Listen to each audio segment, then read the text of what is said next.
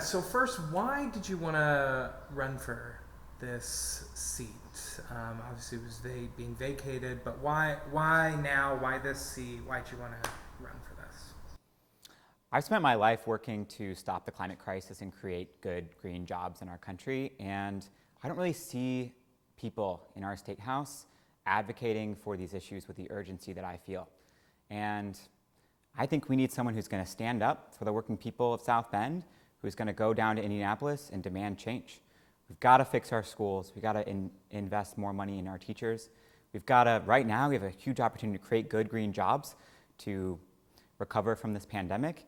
And I think we've got to do whatever we can to lower the cost of prescription drugs and healthcare that's really hurting people right now across our state. Yeah, what would you say? I mean, what would you say are sort of your main issues if you had to pick, two or three that really stand out to you? Really, you want to, go down to Indianapolis and work on really a lot. Yeah, well, I spent my life fighting to stop climate change and create good green jobs. So we're going to do everything we can to fix the lead here in South Bend that's in our houses and invest in good jobs to make our homes more energy efficient and create good green energy and clean energy jobs. So that's going to be a top priority, as well as education. My mom's a teacher. We have the lowest growth in teacher wages in the entire country, actually 51st after Puerto Rico. So we've got to do everything we can to invest in our teachers, which is really the best job creation program we would have in our state, is to invest in the generation that's in our schools right now. So we've got to fix these two big issues that are looming, our education crisis and the economic crisis. And I think the best way to deal with the economic crisis right now is by making sure we have clean energy jobs. We know that the Republican-led State House just recently axed the energy efficiency program in our state, which alone created 20,000 jobs. It's the first state in the entire country that just eliminated its own program, which saves Hoosiers money on their energy bills and creates good jobs that are going to stay here for the long run. So first thing we can do is to reinstate that and expand it to create good jobs that are so needed right now. I want to ask about sort of two main issues. Obviously, first, the pandemic and the response to it, specifically the state response. How do you feel, how do you feel Governor Holcomb's response has been to the pandemic and also the reopening, and what, if anything, you would have done differently or you would like to see or would have liked to see happen differently? What we're seeing now is what happens when we don't listen to experts and scientists. I'm actually the only candidate with a degree in science and policy. I've studied this. I know what to do when we're in moments of crisis. And we need to do everything right now that we can to keep Hoosiers safe. And that should be the top priority of our government. And I think Holcomb has been misguided recently in terms of opening up our state before we had the testing capacity to actually isolate and control the spread of the virus. Right now, we're seeing upticks in St. Joe County and other places across our state. I saw LaPorte County is actually one of the highest in the country in terms of death rates. So we've seen the consequences. People's lives are literally at stake right now, and I would do everything to expand our testing capability. We need to invest in our data infrastructure here in Indiana. We've disinvested in our public health system for decades. And right now is the moment where we need to make massive investments to create the most robust public health system we can so that we both control this current outbreak and prepare for future outbreaks. What about the argument from Holcomb that, he seems to be quite focused on hospitalizations, more so than the testing and the numbers, that are coming out? Do you disagree with that sort of philosophy? I think we need to have the testing capability where we can isolate and identify cases. That's the only way we're going to be able to open up the economy fully again. If people don't trust that they can go to their restaurant that they usually go to on Thursday nights, they're not going to go regardless of whether the economy is open or not. So you have to build trust. And right now, there isn't trust that the state is doing enough to take care and isolate the cases that exist. And also, one of my huge criticisms of what he's been up to is outsourcing the contact tracing contract to a firm that had donated to his campaign, it seems like blatant cronyism. And jobs that could have been given to people in our community here in South Bend who are now without jobs could be doing really critical work to keep our community safe. Not only is that jobs that are being lost from our community, but those contract tracers would actually be more effective if they were members of our community.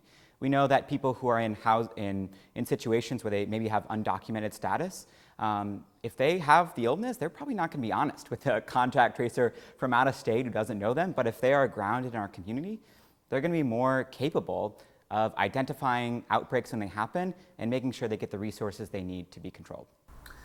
I also want to touch on the South Bend schools and the referendum that's happening. You support, don't support the referendum?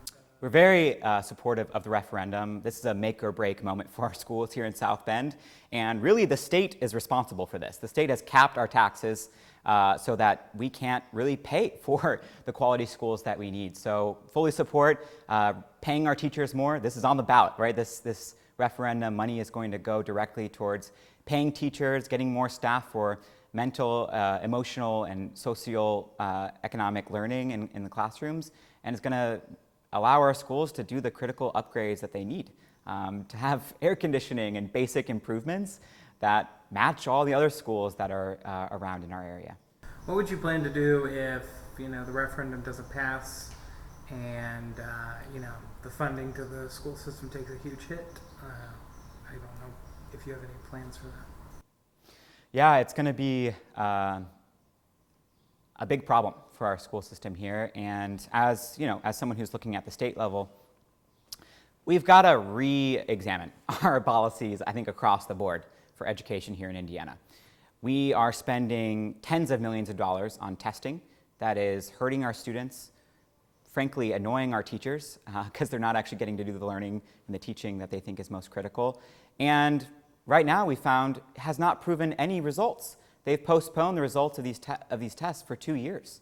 So we've wasted tens of millions of dollars on endless testing, yet our teachers are some of the lowest paid in the entire country. So we've got money available. It's just going to the wrong priority. So I think we have to relook at what the basic priority of our education system is in Indiana and move money to fill those needs. And one of the needs, especially here in South Bend, is basic needs like paying our teachers and investing in our school infrastructure. I also want to, I want to know, so out of the three of you that are running, why, you're sort of, do you think that you're sort of, do you see yourself as an underdog in any way just because you're running against the daughter of the person who formerly held that seat? How do you see that? Yeah, we are up against a powerful family and are not daunted by that. We have a lot of grassroots support here in the community. We have over 500 individual donors to our campaign. We actually out-fundraised Ms. Bauer by twofold, and 80% of her contributions were from her dad. So we have the grassroots energy. We have over 100 volunteers who've been making phone calls to voters here in the district, and we've been getting really good responses. I think there's a real hunger for change here, not only in South Bend, but across the state, that for too long our state has not prioritized investing in our communities, has given money to large corporations and the wealthy, but not really gotten the money to the need, which is so deep in our community. What do you, I saw part of the debate or whatever, what do you say back to Maureen's criticism of your fundraising, that a lot of your fundraising came from people that were out of state? We have 20 times more donors from South Bend than the daughter of the 50-year incumbent. Just think about that. We have 20 times more donors. 20 times more donors from here in South Bend. And the support that we've gotten, I think, is actually really important. I've spent my life working for these issues.